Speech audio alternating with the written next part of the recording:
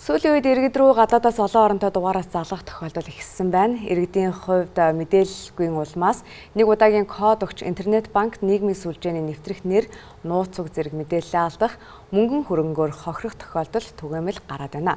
Иймээс иргэдийг энэ төрлийн дуудлагаас зайлсхийж, эрсдлээс өөрийгөө болон дотны хүмүүсээ хамгаалахыг анхаарууллаа.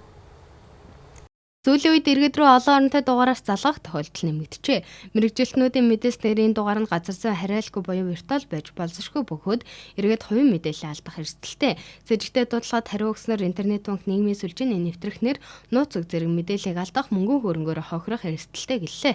Иргэд рүү гадаадаас олон оронтой тоотой дугаараас дуудлага орж ирж иргэдийн хувийн мэдээлэл болон банкны картын мэдээлэл бүртгэлтэй арилжааны банкнуудын мэдээллүүдийг ихээр авах болсон.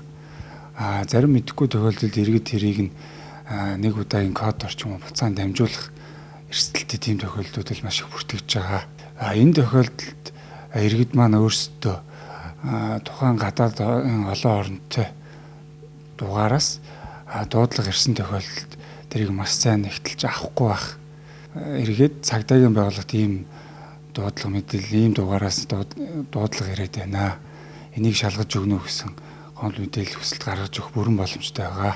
Олон оронтой дугаараас дуудлага хийж хариу өгсөн иргэнд өндөр тарифтай эсвэл мэдээлэл шаардсан утасны залилан үүсгдэг Вангри скам гэх схем нь дэлхийд өргөн тархаж байна. Иргэдийг энэ дуудлагаас зайлсхийж эрсдлээс хамгаалахыг анхаарууллаа. Хэрвээ хохирсон бол цагдаагийн 102 тусгай дугаарт болон кибер гэмт хэрэгтэй тэмцэх газрын 51 26 56 66 дугаарт шуурхайн мэдэгдэж алдагдсан мөнгөний эргэн олголт хязгаарлалт тогтоох боломжтой юм. Монгол улсын хэмжээнд бол гадаадын ийм олон оронтой дугаараас дуудлага ирж иргэдийг залилж байгаа гэмт хэрэг энэ шинжтэй гомдол мэдээллүүд бол ихээр бүртгэж байгаа.